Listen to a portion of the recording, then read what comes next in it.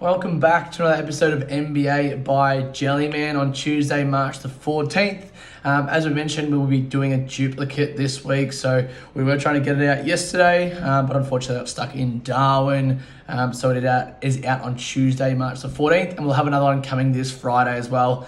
As we mentioned last week, if you were listening in, we're going to just touch on a few different things here. So player and team consistencies as per usual, the standings, teams in, teams out, teams in the fold, all that sort of stuff. NBA upcoming week preview, and then tomorrow's best bets essentially. And then we'll have another one on Friday ahead for the weekend as well, because that's where all the action happens a lot of the time, with a lot more games across that Saturday, Sunday, Monday, and a lot more time for people to watch into those games and everything else that's needed there. Topic 1, player and team consistencies. We'll jump right into it. The Hawks, 235 plus total points in 8 of their last 10 games.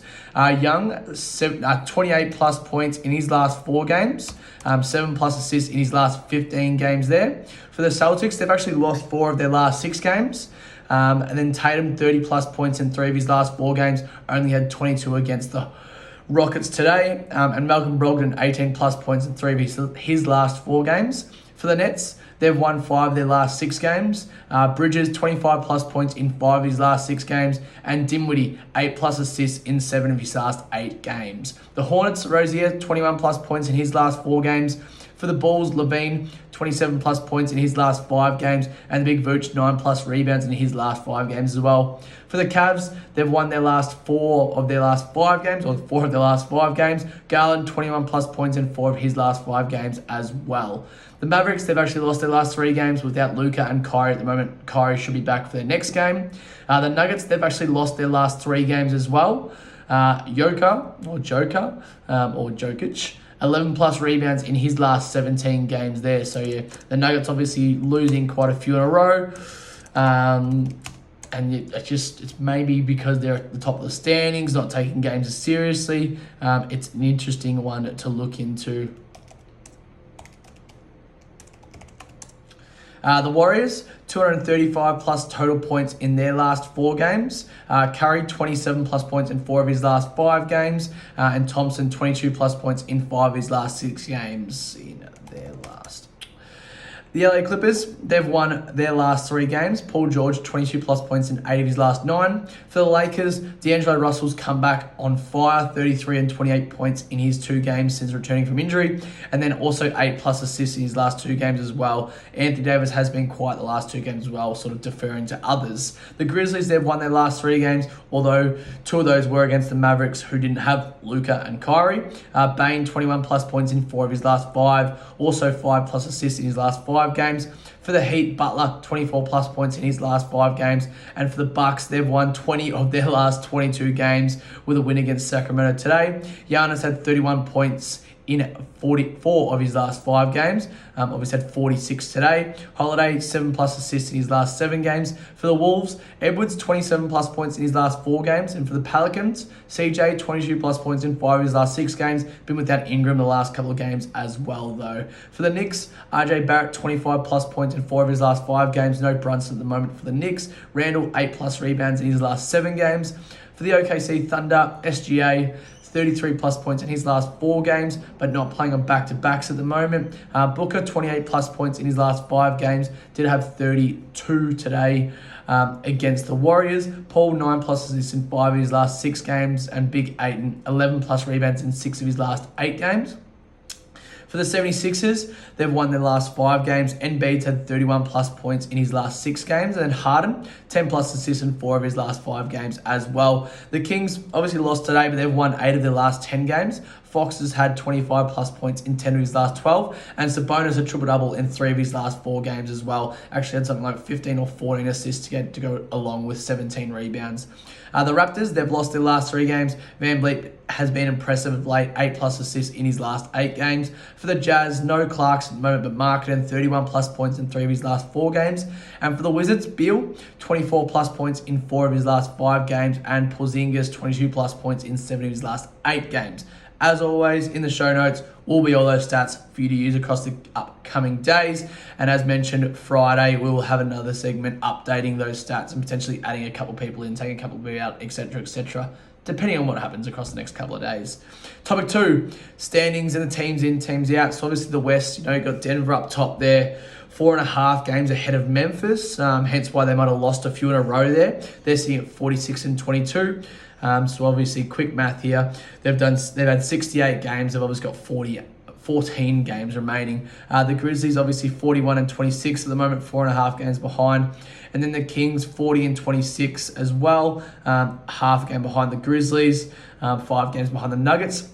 But yeah, obviously those second and third positions look pretty well locked, depending on if either of those teams has a bad losing streak, win streak. I say they might be 1, 2, and 3 locked in. But then it gets interesting with 4, 5, 6, 7, 8, 9. Yeah, almost down to probably 9, 10, 11, 12 actually, because there is just 5 games separating the Phoenix Suns and Utah Jazz, which is 4th to 12th. Now the Phoenix Suns sit at 37 and 30, 8.5 games behind Denver, but 2 games in front of the Clippers, and then 2.5 games in front of the Warriors. But then it's really tight between that area there. So the Clippers are at 36 and 33 at the moment.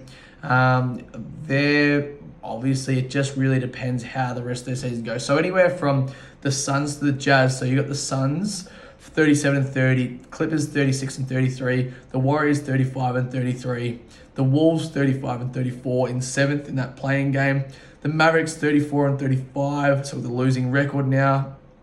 The Lakers 33 and 35, the Pelicans 33 and 35, they play each other this week. OKC 33-35, and the Jazz 33-36, but the Jazz look to have written off their season. So, you can look at 4 to 11, there's 4.5 games separating all of those teams, which means if a team goes on a bad losing streak or has an away road game streak, like, it could go either way, and any of those teams could end anywhere within that space. Look, we think the Suns will hold that position, if not jump across in front of the Kings. And the Warriors, I think, will continue to climb and potentially jump at the Clippers. But really, it's interesting from that 7 to 10 spot. Or every game is crucial for all these teams is what we're trying to say here. So make sure when you're looking at these games, be mindful of that there. For the East, obviously the Bucks 48 and 19 at the moment. They're 2 games in front of the Celtics, 3 games in front of the Sixers. And then the Cavs at 43 and 27. 1 to 4, I think, is pretty much locked up. And 1 to 4 is actually what we picked earlier in the season. Bucks, Celtics, Sixers, and Cavs. And then it goes 5 to about, 5 and 6. You got the Nets at 39 and 29 on 9.5 games behind. They're equal with the Knicks 40 and 30. Obviously, the Knicks have 12 games left, whereas the Nets, they've got 14 games left. So a bit of a disparage there, depending on how those extra games go.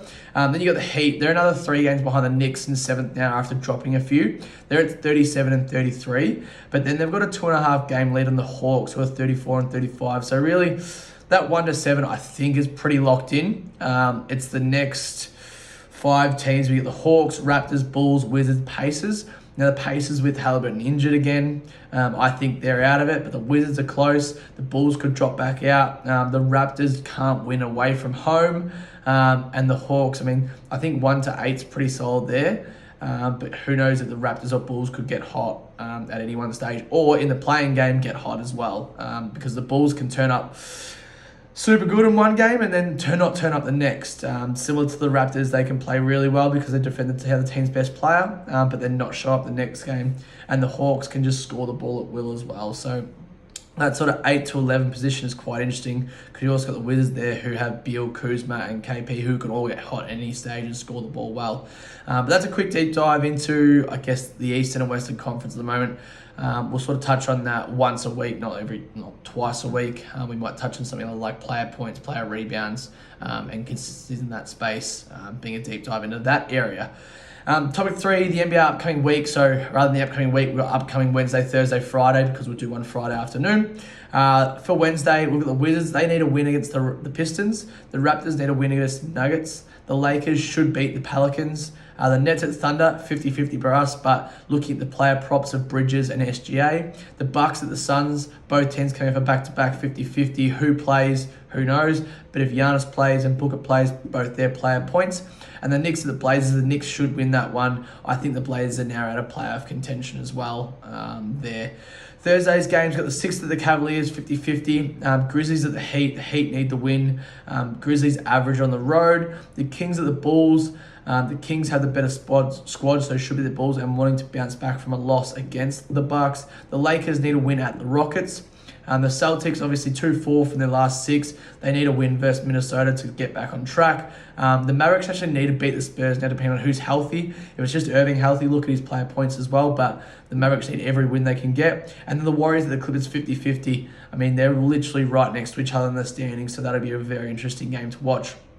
Friday's games, minimal amount of games on this day. Kings at the Nets, 50-50 for us. Thunder at the Raptors. I mean, Thunder should win that one, but the Raptors are at home. And the Suns will need a win versus the Magic, so look at them to take that game seriously.